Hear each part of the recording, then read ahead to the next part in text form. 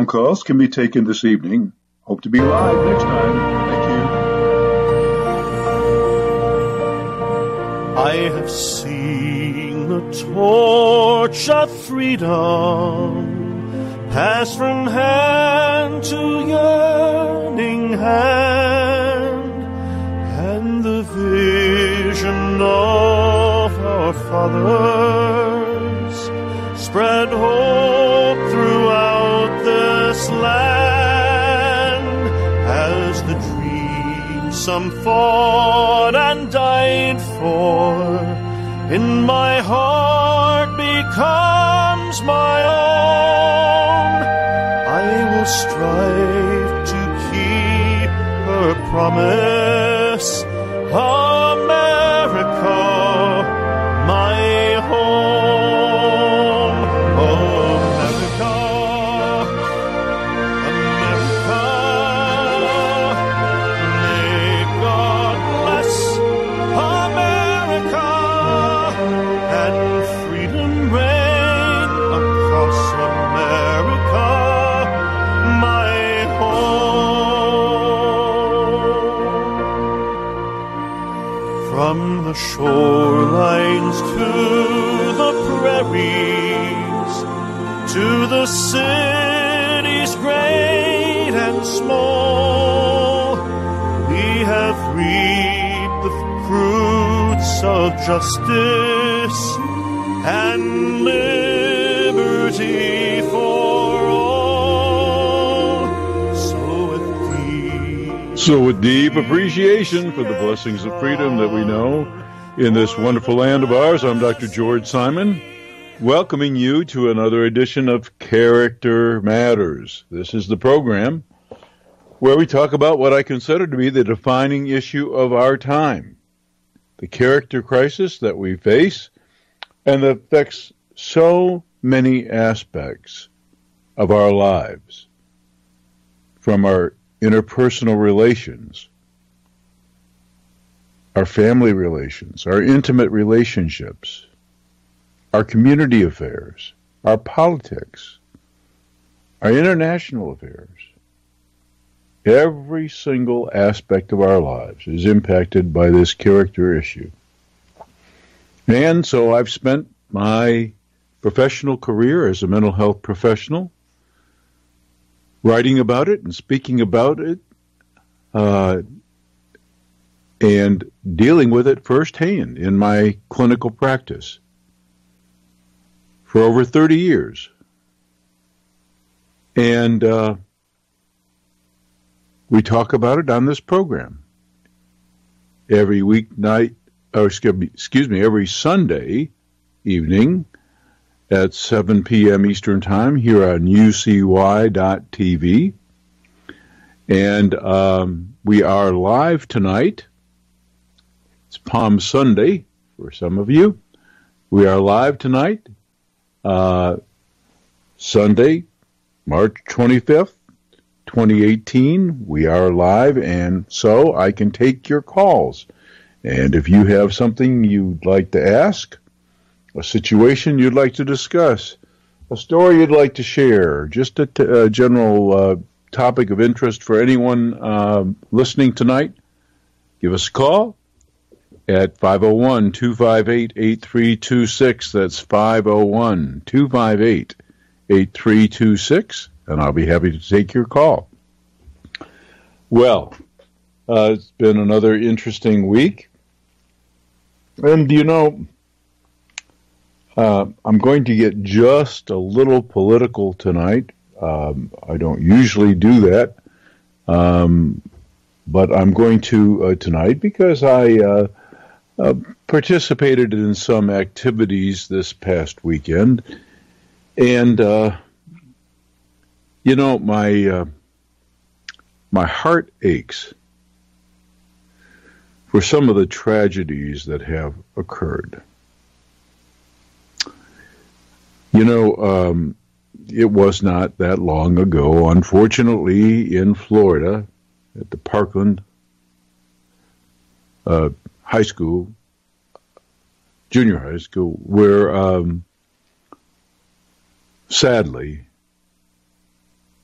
17 young people lost their lives in the very prime of their lives, long before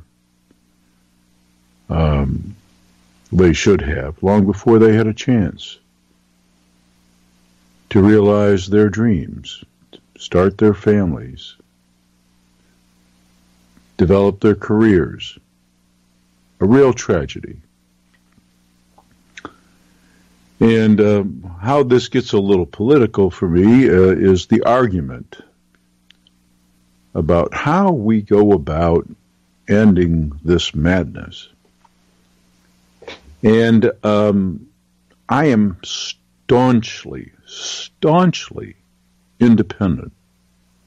Some people would criticize and say that means I have no convictions, no ideological convictions.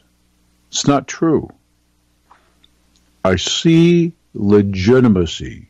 I see some legitimacy to our arguments on both sides of the political spectrum, but I do not see anyone having a corner on the truth. Not at all.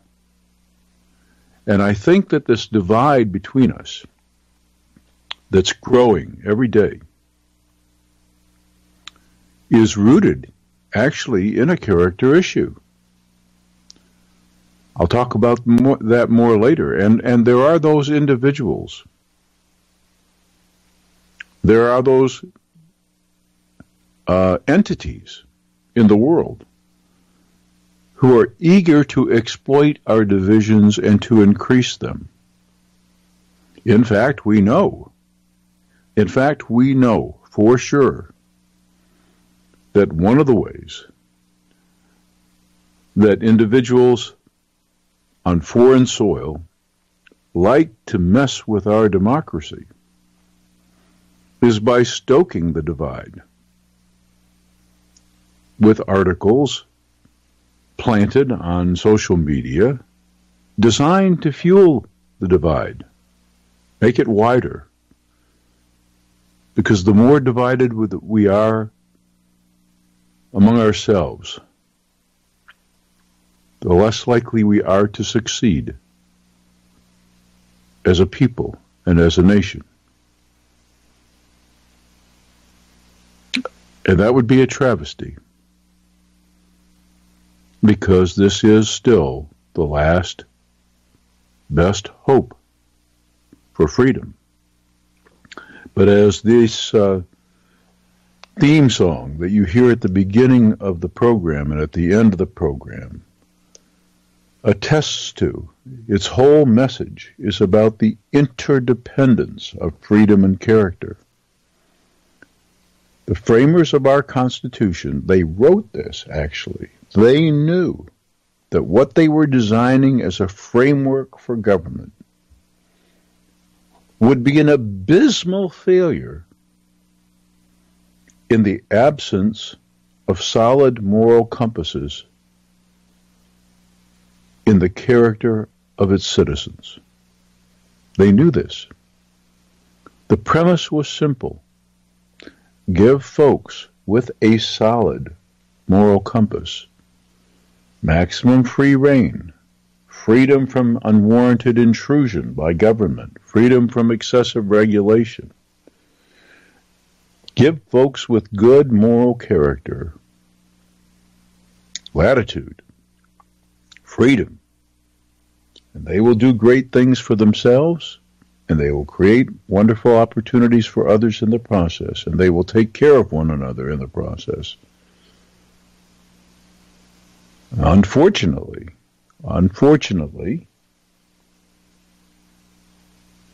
when character is not there, when there is not that solid internal moral compass, when it's not deeply internalized and it's not lived out, then there is the constant, the ever-present temptation to try and legislate morality. And it never, ever works, because those who are of a mind to engage in self-serving behavior at the expense of others will always find a way around the rules. It doesn't matter how inventive we are in rule making.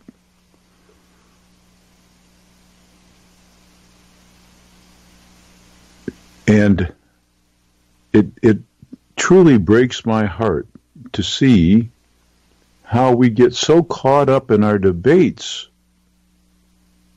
about how to solve our problems while completely ignoring the core, the root of so many of our problems. So I participated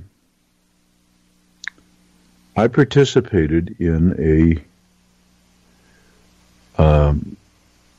a show of solidarity with folks who want to stand up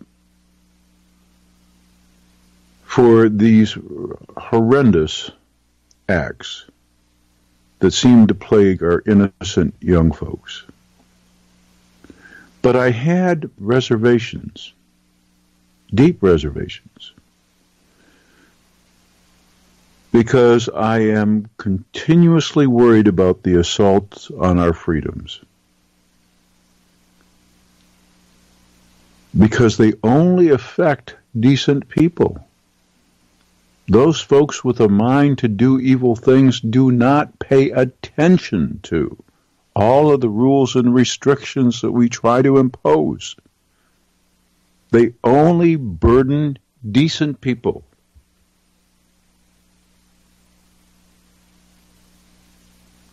And the greater concern that I have is that we enable, this is classic, we enable our problems to not only continue but to worsen when we focus our attention on anything but the core of the problem.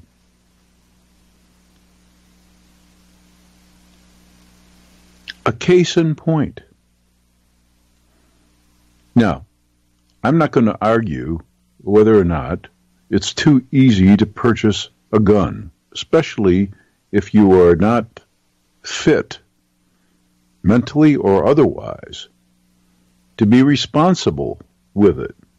I'm not going to argue that point. That's a no-brainer. Surely it ought to be difficult, at the very least, if you're not fit mentally, morally,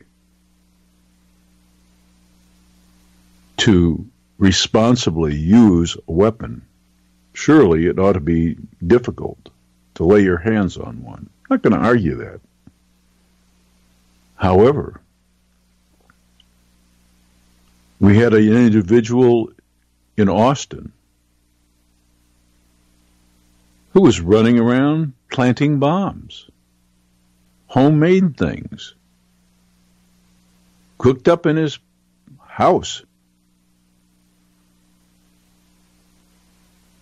And the materials used to make these things are readily available. So when somebody has a mind to target the innocent and terrorize and act out their own sordid missions in some horrific way, to express their anger or their rage, or to punish the world for the way they think they've been mistreated, or whatever the motive is. Or maybe they're just suffering from true mental illness and not a character-related problem. We'll talk more about that in just a bit. But that person provided evidence about what's at the root of the problem. So even if we had the toughest gun control laws on the planet, and we already do have some of the toughest, even if we did, even if we were more in step with some of the other European countries that have even tougher laws. And by the way, not all European countries have such tough laws. Some European countries do not. And they still have lower rates of homicides.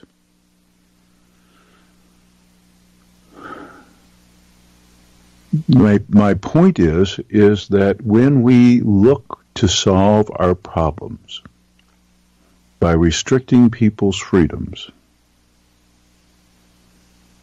we only enable the real problem to fester. And the real problem is that we have individuals among us who are so poorly shaped in character that when they're hurt or when they're angry or they're rageful or when they think they have a cause or when they think they have identified an enemy, even in the innocent, that they have a right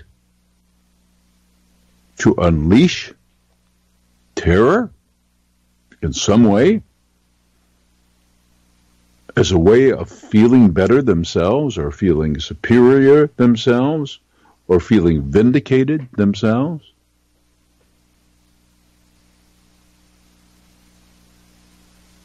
That is the problem. That we even have such folks with such poorly formed character among us. And the reason for that is that we don't make the most important thing our focus. Shaping the character of a human being is the most important task on earth. We are inherently social creatures.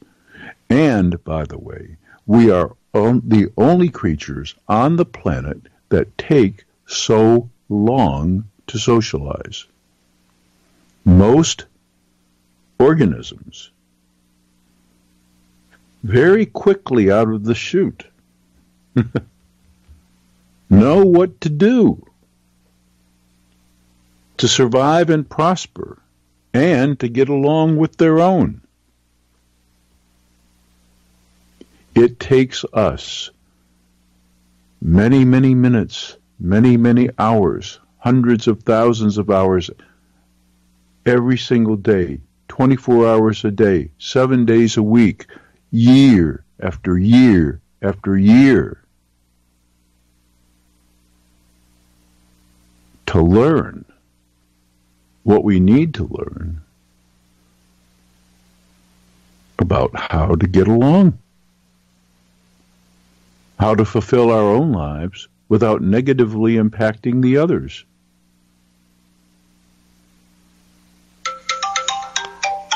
I see we have a caller coming in. I'm going to take the call, and we'll... Hello, and welcome to Character Matters.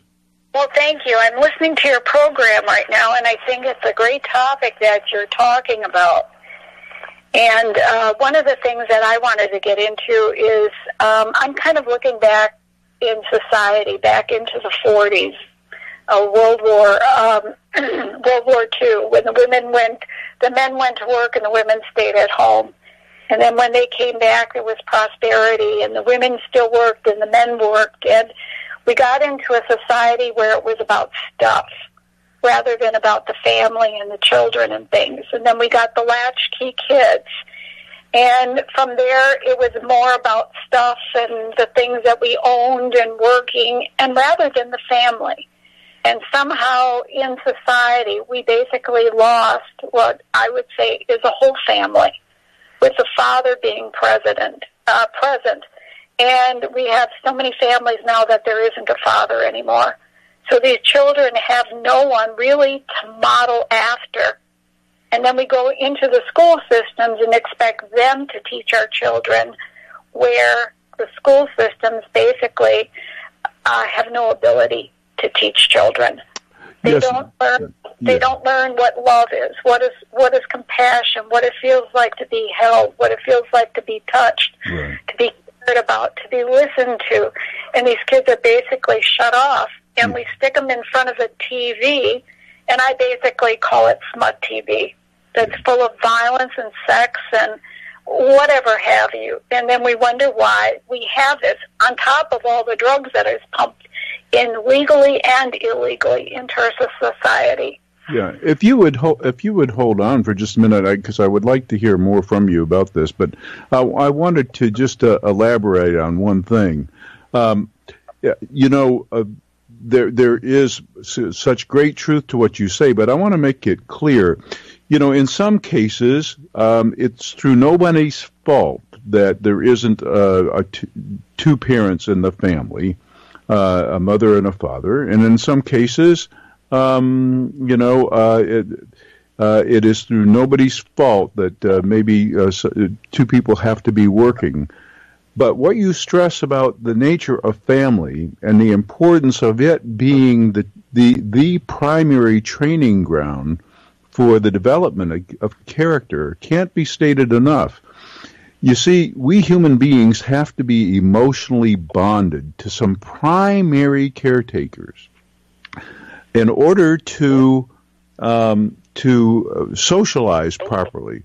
If we don't have that emotional bonding, if we don't know that we are unconditionally loved and we are bonded to our mentors, then when those challenges of life occur and we face that natural urge to challenge the rules that our caretakers want us to impose upon us, and et cetera, unless we know that that those rules and those prohibitions and maybe even those punishments that have to be dealt out, unless we know that these are grounded in love and they're grounded in a sincere desire for the person that cares for us more than anything in life, wanting us to succeed and do well, and also wanting us to do no harm to others. Unless we know that at a deep, deep fundamental level, we cannot possibly turn out decent in character. I agree with you on that. I agree. I even look into, families that I know, even in my own. I can see that was the one particular lacking factor, number one, that was missing. And I can see how it formed more relationships and more people just like that. And even worse, because they become even more callous and basically kind of without feelings. They don't have any type of feelings intact anymore because they haven't learned anything. And I see our society becoming more and more like that. And the people that we really need to show those types and teach those types of feelings and character and everything, they are becoming a minority. And so, I'm not surprised that we keep seeing the things that we do see. And it's a matter of what do we do about it when we actually have a government, I think, that actually does promote it. Well, I thank you. I thank you for your input. It's very valuable. And I also am curious as to what you think will have to be the case to turn things around. What do you think needs to change? Oh, boy. We need some moral integrity starting at the very top of our government where people have just care about one another instead of it's all about the dollar bill. Instead of, it's about us as a society, us as a people, and having still a faith in God, something greater than ourselves. Yeah. And the almighty dollar bill. And it starts there. I think Truman said it great. It starts with, the buck stops here. We need to stop worrying about the almighty dollar bill and start worrying about human beings as our most precious commodity in life. Well, I am going to introduce a kind of a novel concept here in just a minute. I've thought about this for a long time. And tonight was the night I decided I was going to speak about it. But you mentioned a really good point about what's happened at the upper levels of government. So I'm going to be I'm going to be introducing a kind of a novel concept here in just a minute, and I thank you for the call. So I hope you'll be listening. Okay? I sure will. Thank you, Doctor. Thank you. And bye-bye. Goodbye. Well, what a great call. The concept I'd like to introduce tonight is something that has been on my mind actually for some time. And that's the whole idea of representative government and the corruption that has become systemic within representative government. You know, this is a huge country. And you have to look at social evolution. It used to take days just to get one bit of information from one place to another. Communications were not instantaneous. You know, long before radio, when the country was formed and when other countries were developing their own systems of government, you could not run a country. Basically, you certainly couldn't run a democracy where everybody had a say-so. By getting everybody together and getting a consensus, it was just logistically impossible.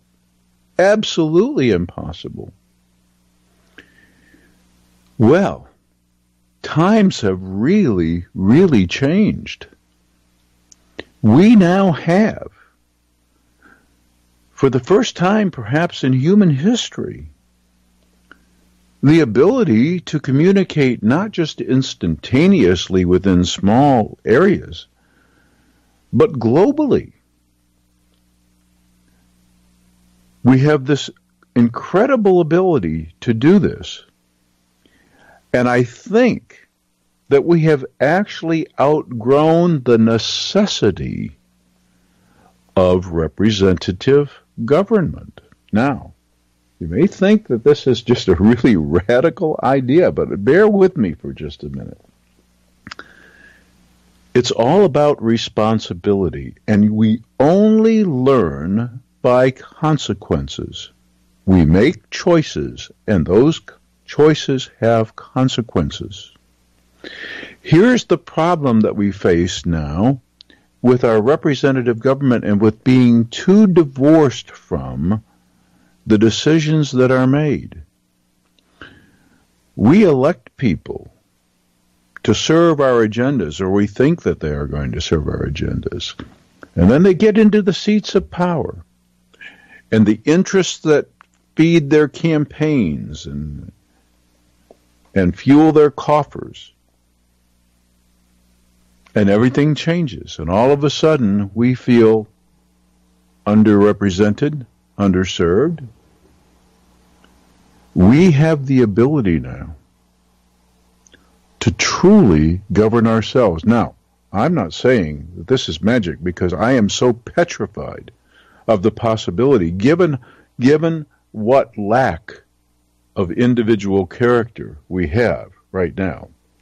I know that if the reins of power were really more directly turned over to the individuals, you know, we could actually decide measures and vote on all kinds of things instantaneously at the push of a button. But then there's always room for corruption. You see? So the character issue plagues us still. Because we have all this technology, that doesn't mean it can't be corrupted by somebody of horrible character who wants to mess with the system. But we do have the capacity to make choices that will directly affect us and to learn from the consequences of our choices. In other words, if we're so smart, basically, we could decide, you know, we're going to do this thing or that thing. We're going to impose this rule or that rule, and see where it takes us, and learn from our experience, And we could just as easily and instantly change direction. Right now, the wheels of government turn so slowly. The political parties spent all their time and all their money clobbering one another, just trying to hold on to power. It's an endless election is what we have going on. An endless battle for who's going to be in charge. And they're supposed to represent us, and they don't. They represent only the special interests. So I just thought I'd throw that out there. But with some very big caution, because unless we solve our character issue first, even that would not work. It definitely wouldn't work. But we have it within our power now to end this horrific system that has developed now. That there's no one can explain to me rationally why it should cost billions of dollars for representatives to both seize and hold on to power. Think of where that money could be used. It's ridiculous. It's beyond absurd. Some local races now are costing several $100 million and several $1 billion at local levels. It's absurd. And it never ends, because the lobbying and the special interests and the contributions that continue to pour in over every issue, it never, ever ends.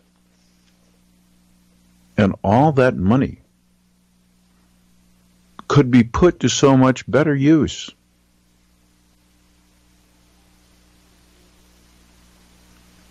We have let the character issue,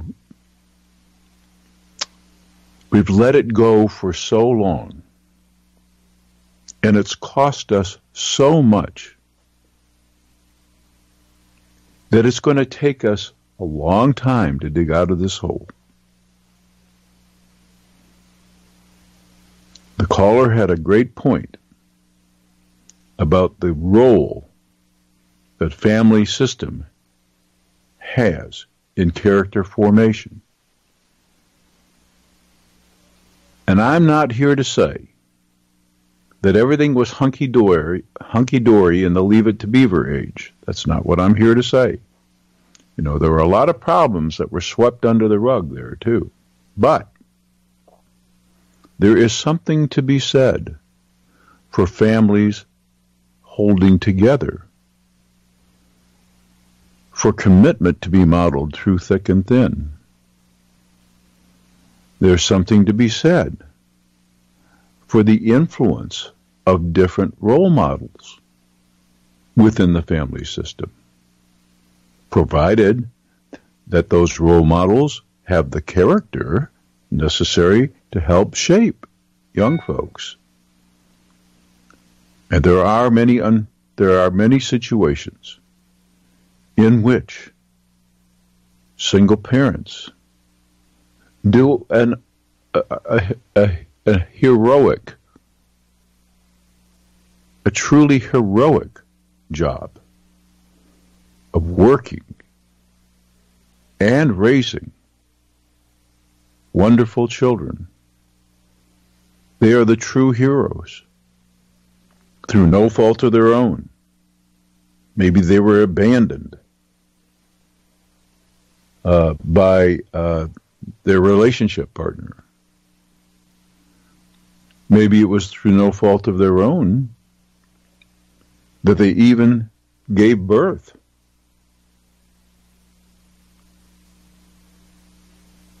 Every situation is different. So there are no hard and fast rules. But one rule is pretty hard and fast. Unless a human being comes into this world well bonded to another human being, and feels the love.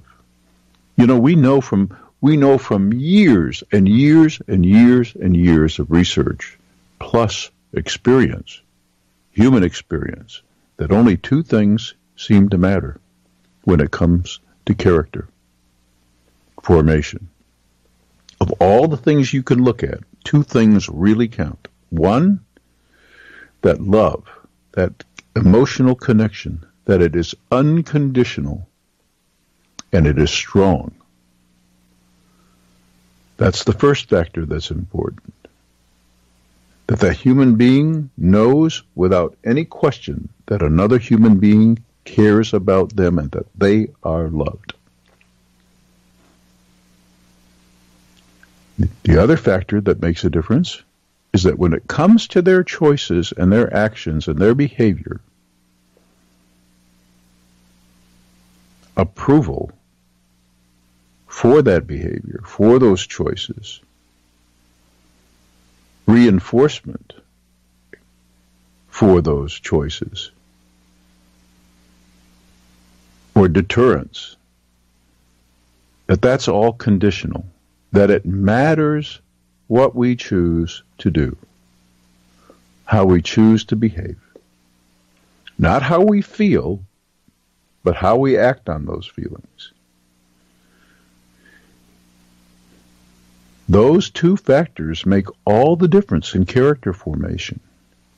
And unfortunately, what's happened to us in this age of relativism and permissiveness is that it's not clear anymore what choices are okay and what choices are not, what behaviors are okay and what behaviors are not. How do we expect anyone to develop character? Even worse, it's not clear for so many poor, innocent children who come into this world with absolutely no sense of loving bondedness to another human being. Perhaps the person that birthed them is so strung out on drugs that they're not even available to them emotionally.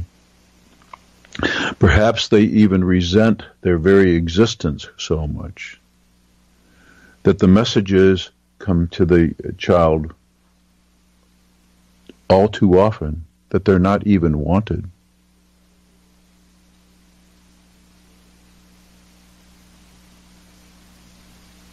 We cannot survive as a society. We cannot prosper as a society. We cannot be great again as a society until we resolve our character-related problems. It's just that simple. And it's just that urgent, too. I know I've said this many times before.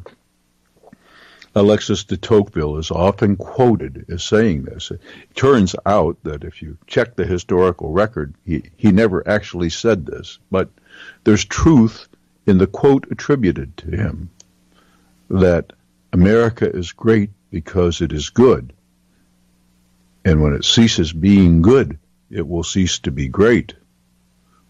Well, there's truth in that saying, whether he said it or not. Great societies are built from the bottom up, not from the top down. They're built from the bottom up. The sentiment you hear in the song that opens and closes this program, and I want to talk about that too in a little bit, because we're coming into the season where performances of this song will be requested all across the country, and nothing warms my heart more than that, because I like the sentiment to be carried far and wide, and I'm hoping this year turns out to be a banner year for performances. But we'll talk about that more in just a bit. But my point about the sentiment in the piece is that It's up to each individual to live out in practice the ideals upon which we were founded. And when we do that, we are great. And there have been periods. There have been periods of relative greatness and periods of relative shame. You know, the caller mentioned, the 40s and the 50s. Well, some things were better. Some things were a lot worse. If you were a person of color, for example, you didn't see much character. You didn't see much decency of character coming from your neighbors, especially in certain parts of the country where bigotry, prejudice, and discrimination were systematized. So it wasn't all good back in the good old days. But there have been periods of relative greatness. And what distinguishes those periods of relative greatness from our periods of relative shame is when we're truer to our ideals, to our best ideals, and we live them out.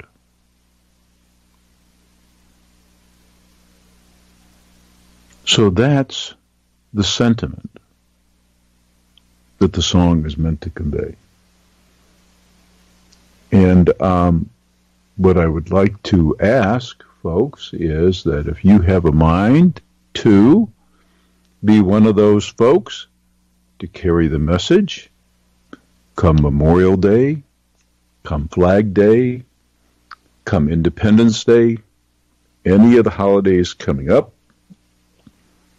I invite you to contact me through the blog at manipulative-people.com or drgeorgesimon.com. That's drgeorgesimon.com. Either URL will take you to the same place. Contact me through the contact feature. Give a listen on the America My Home page if you want to, or Google, or go to YouTube and search for America My Home, Anthem for the Millennium. Become inspired and be one of those to carry the message in a performance. The music is available. The backing orchestral and vocal tracks are available either on MP3 download or on CD. And you can be one of those folks carrying the message. Love to have you be one of those folks. Warms my heart. Just another way to help inspire folks to do what we can to restore the decency and the greatness of America. It's not that I make this point in the blurb for the song. Our greatness has never resided. It's never, ever resided in our military might, which is unmatched in the world, or our economic power, which is unmatched. That's not where our greatness lies. It's where too many people put stock. Our greatness has always lied in those periods of greatness in the character of our people who lived out the best ideals of this country in their daily lives. It starts from the bottom up. It's not just my country, right and wrong. That's not the heart of real patriotism that fuels a great society. It's understanding the principles of what makes limited government work, and that is decency of character in the individual human being so that they can be left alone and free to prosper. and free to bring inspiration and cooperation to everyone else around them. That's what makes it all work. We've lost it. We've lost a sense of that kind of community, that dedication to common principle and goal. We need to recoup it if we're going to be great again. It's not going to happen the way some of our politicians are telling us it's going to happen. That's not what's going to do it. You may have some ideas on this. You may have some other issues you want to talk about tonight. If you do, give us a call, 501-258-8326. That's 501-258-8326, and I'll be happy to take your call. Well, we have just a few minutes, and I did want to mention a couple of things. Going to be going back out on the road doing training for clinicians, and the lay public is also welcome. Going to be doing that starting the 1st of June. I will have information up very shortly on the blog site, website, at manipulative-people.com or drgeorgesimon.com. Either URL will take you to the same place. And so please go and get the information if you have a mind to attend one of the workshops this year, sponsored by PESI. They're the largest, and they have taken over from what was Vine Education, VYNE, and before that, Cross Country Education. And I'm happy to say that we are going to be in the in the Philadelphia metropolitan area first, and then in the Dallas metro area second in June. Those are the first two venues. We'll be in large markets only this year. It's going to be my last year of workshops. I need to get off the road, and I need to get another book out that I've been promising to get out for forever now. So this will be the last year for workshops, but you'll find information posted on the blog. I also encourage you to go to the blog just to read the timely articles and to avail yourself of the discussion. There are hundreds of articles that talk about all the issues that we talk about here on this program and many, many more, especially on how to deal with those situations that we all find ourselves in these days, dealing with not only manipulative characters, not just narcissists or people with sociopathic tendencies or whatever the case may be, but all kinds of disturbed characters that you encounter in your life and that make your life miserable and that are toxic to your relationships. And information on what we need to do to promote character growth. So hundreds of articles that you'll find of value on the blog site, on the website, and then my books, In Sheep's Clothing, Understanding and Dealing with Manipulative People, the international bestseller, and many regard as the definitive book on manipulative behavior and how to deal with it, how to empower your life. And then my book, Character Disturbance, The Phenomenon of Our Age, explaining this character problem, this character crisis, and all the types of disturbed characters that you're likely to encounter, how to really understand them, how to deal with them, and especially what to look for in the way of the right kind of help to make things better. So many people have written me over the years and complained about what we call therapy-induced trauma, that trauma that results from when you go to try and get some help and you end up feeling even worse for the effort because not only did things not get better, but they got worse, or maybe the person who you were hoping would see some light and change some ways, was so skilled at the art of manipulation, so skilled at the art of positive impression management, that they snowed the professional and made you out to be the bad guy, so to speak. Character Disturbance is the book that explains it all. And then my book, The Judas Syndrome, written specifically for the Christian faith community, about how genuine faith can truly transform a life. And then my book, How Did We End Up Here, co-authored with Dr. Kathy Armistead, that addresses how individuals who've entered toxic relationships, how they probably got there, what they can do to avoid a similar pitfall in the future, how to recover and heal, move on, and how to survive and prosper in this character-disordered world of ours. So all of these books are available on Amazon. They're all bestsellers. I hope that you will help to keep them that way. And I also wanted to take some time today to say how much I appreciate this radio audience. You know,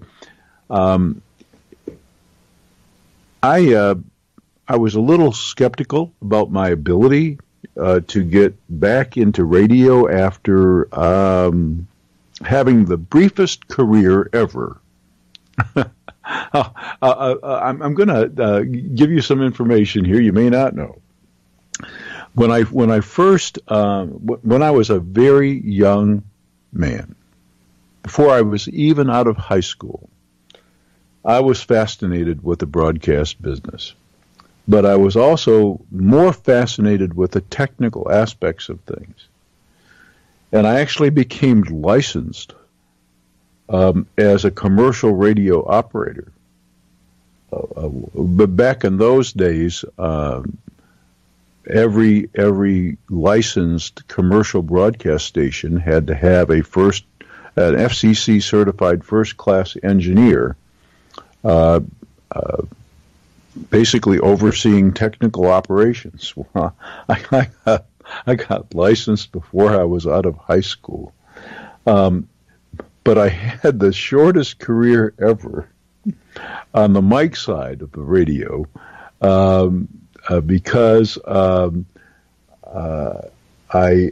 was so interested I was so much more interested in the technical end, and I didn't seem to have the skills, even though I loved it. I didn't seem to have the natural skills on the mic side.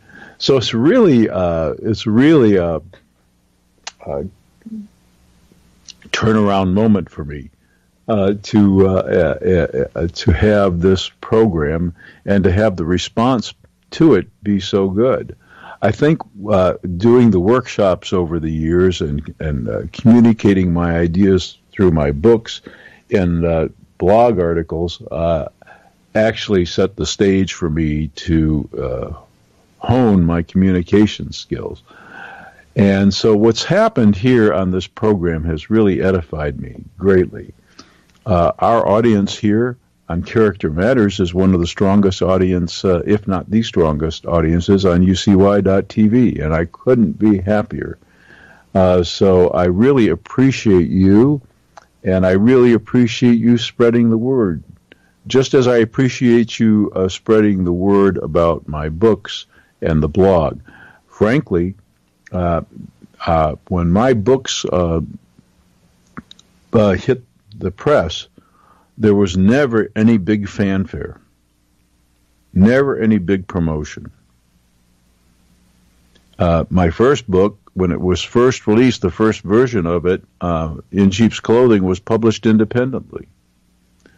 And it was only through word of mouth and its ranking, it's steadily climbing ranking on Amazon. As a matter of fact, when Amazon was fledgling and In Sheep's Clothing was a newbie, we shot up into the top ranks that got all kinds of talk show producers and whatnot interested in the book, and that was all word of mouth.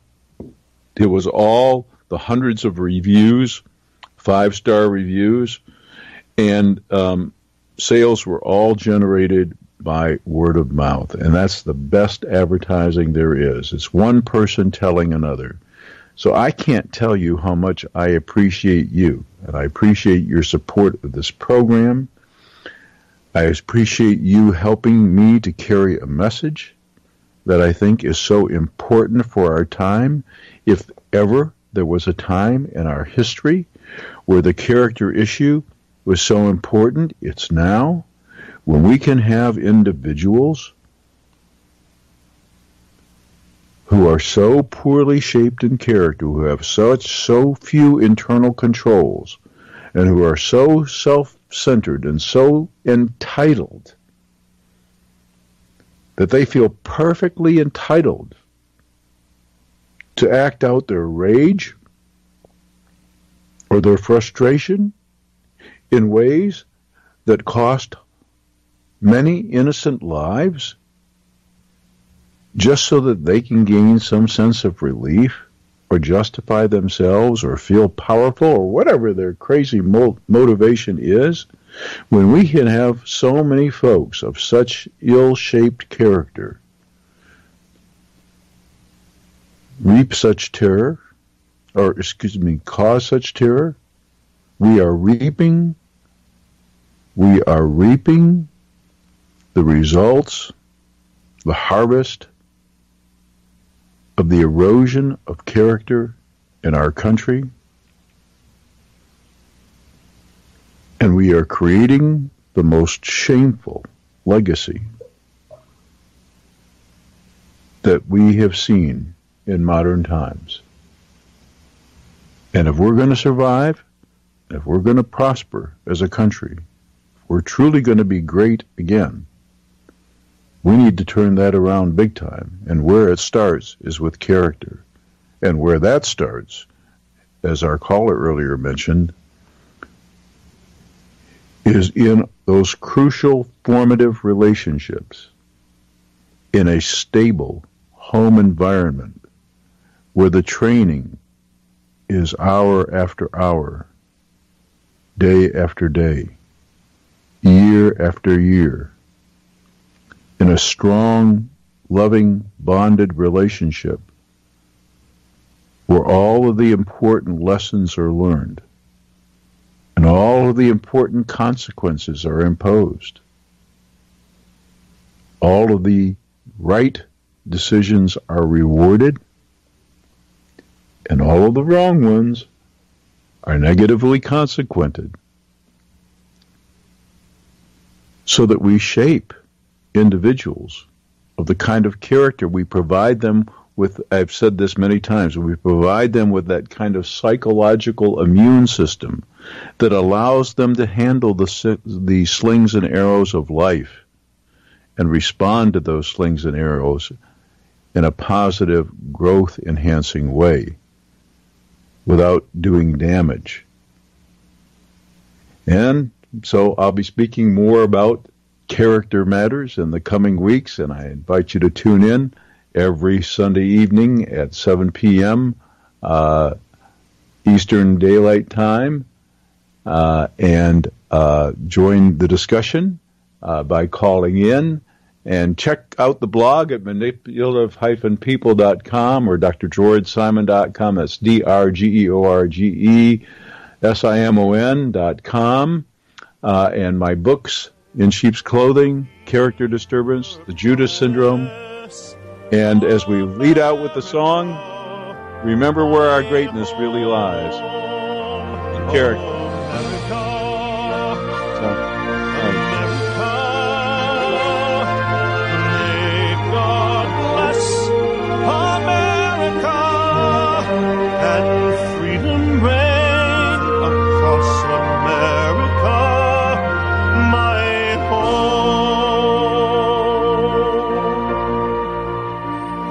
From the shorelines to the prairies, to the city